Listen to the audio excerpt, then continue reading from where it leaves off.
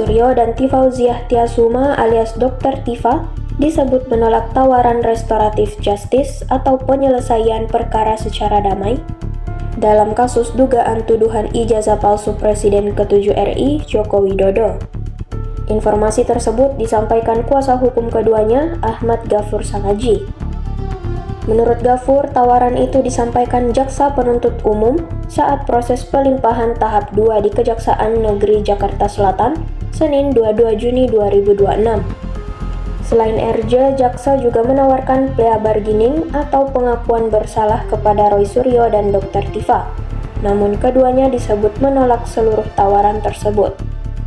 Ghafur mengatakan Roy Suryo dan Dr. Tifa tidak bersedia berdamai maupun mengakui kesalahan dalam perkara yang sedang berjalan. Menurutnya, kedua kliennya meyakini tidak melakukan perbuatan sebagaimana yang disangkakan dan hanya melakukan kajian terkait polemik ijazah Joko Widodo.